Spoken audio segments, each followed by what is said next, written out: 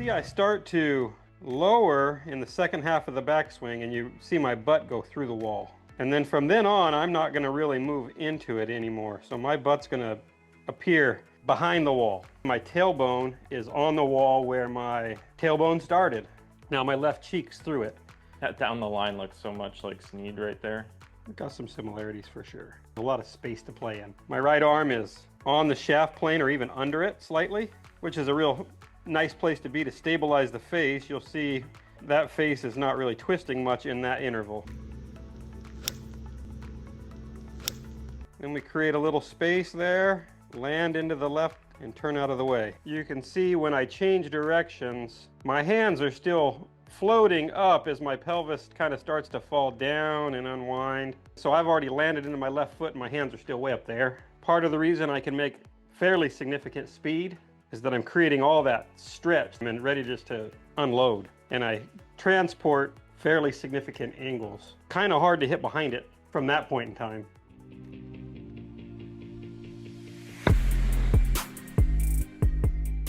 Here we've got me hitting, I believe on the left, I'm swinging a 5-iron. And on the right here, I believe I'm swinging a 6-iron or a 7-iron. These are about a year apart. A couple decent angles there, good golf swing. So you can see that one at full speed. We'll play it one more time. Kind of looks like my golf swing. And we'll look at this face on one. This one's in slow motion. Let's analyze it just a little bit, and then I'll get into my feels. I tend to like a very relaxed setup, and you can see here in both of these, I'm pretty balanced, pretty relaxed. I'm kind of round through my upper back. My hips, if you dropped a line straight down from my hip socket, it's pretty much straight on top of my ankles. So I'm really balanced. If you do away with those, drop a line off the back of my armpits, it basically is right through my knees and in the balls of my feet. So from a balance and lack of tension standpoint, I would say for me this fits. It's really good. And then if you're looking at me face on here, the stance width looks athletic, dynamic. You could see there's just a hint of inclination here from my sternum to my belt, just a little bit. So for me, these are pretty good golf swings. Henry picked some decent ones to put in this pro swing library. Draw my standard lines in that I like. Like a line on the rear end line. I like one on the head, just so we can see how much that moves. I like to put one on top of the head. Those are kind of how I like to box me in and just see how things move. So in the backswing, my head stays basically right out where it starts. You can see I start to lower in the second half of the backswing, and you see my butt go through the wall. And then from then on, I'm not going to really move into it anymore. So my butt's going to appear behind the wall. So basically my tailbone is on the wall where my tailbone started. Now my left cheek's through it. So from a body dynamic standpoint, I like how this looks. My right arm is on the shaft plane or even under it slightly, which is a real nice place to be to stabilize the face. You'll see that face is not really twisting much in that interval. And this starts to turn once my right arm hits straight. But my right arm is definitely some amount bent at contact there. And when we look at me from face on, I'll draw a couple other lines in here. Kind of see where my pelvis starts. You can see I create a little bit of space from where I started. There's a little shift to the right into the wall. Then we create a little space there. Land into the left side and turn out of the way. Not a ton of lateral motion. I don't need a ton of lateral motion to get my low point forward. I do it with a little more lag and drop. Tends to be my way of doing it.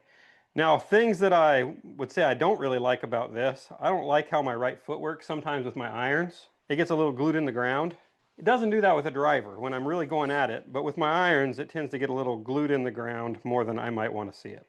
The video you did on Sneed with your footwork though, where you hit shots kind of barefoot, you were kind of like shocked. You were like, oh, yeah, I actually kind of do what Sneed was doing. Yeah, naturally my toes curl up through impact. Yeah.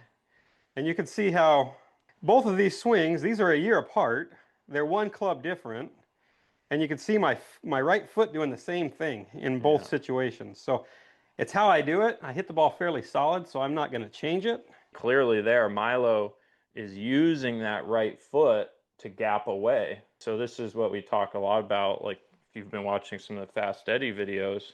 His pressure's not on the inside of that right foot. It's actually on the outside, but the outside, he's using it to kind of get himself wound up. I'm screwing that foot into the ground pretty good right there. You can actually see how it's almost pulling my big toe up off the ground. Right.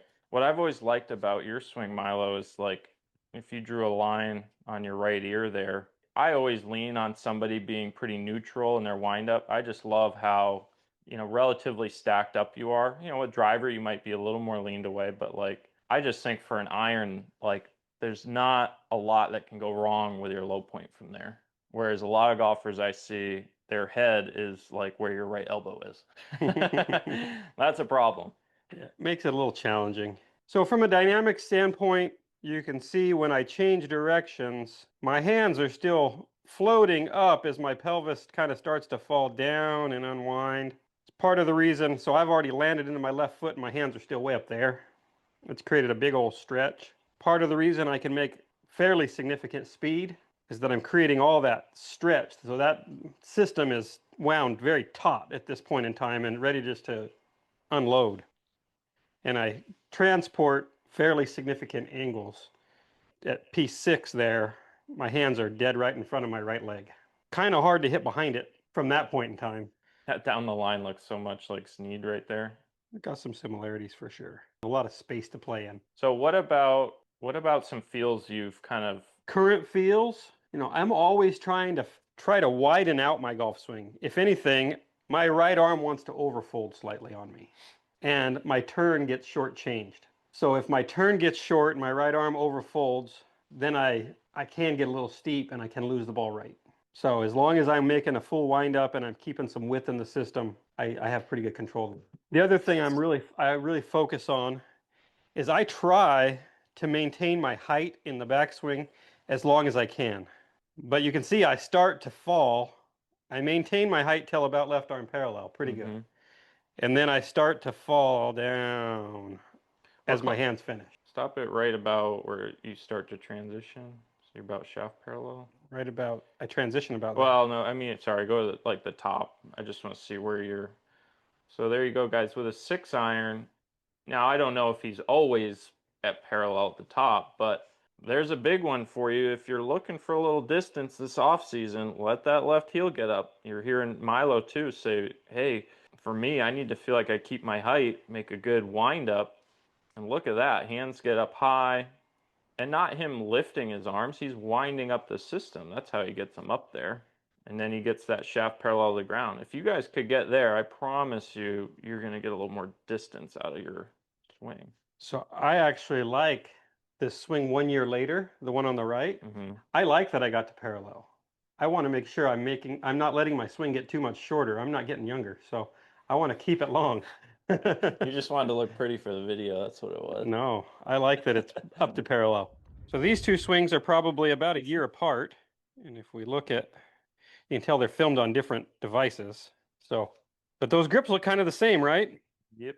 And that's what I'm just trying to make sure some of the variables don't change all that often. So I grip a golf club over and over every day and make sure it feels the same and looks the same. That way my relationship to the face is pretty constant. Jason says, what's your feel to get down into your lead leg in transition? Should I stop screen sharing? I can show some of this stuff. Let me just stop sharing. So for me to get into my lead leg, so much of it has to do with how my trail leg is working. So I'm winding up, I'm screwing this foot into the ground. This hip is starting to go around that direction. And so now, naturally, when I plant this foot, boom, I go right into my lead leg. Once I do that, I don't really even need to go more forward. I go here, I'm done going forward, now it's just around. And you see that in my golf swing that we just looked at. Once I've landed, I break the front wall by like a half a leg, and I don't go any more forward. I just turn and hit it. But I think if you can feel like you're stretching up and screwing this leg into the ground, it's pretty easy to fall back down into the left leg. So the wind up sets you up to do it. Hey everyone, thanks for watching. If you'd like to improve faster, come on over to my online academy at milolinesgolf.com for one-on-one coaching combined with the athlete's swing. My simple, step-by-step playbook to truly swing like an athlete. Click the link below to start your training today. And if you're new here, please be sure to hit that subscribe button to stay in the loop. Thanks again. We truly appreciate all of you.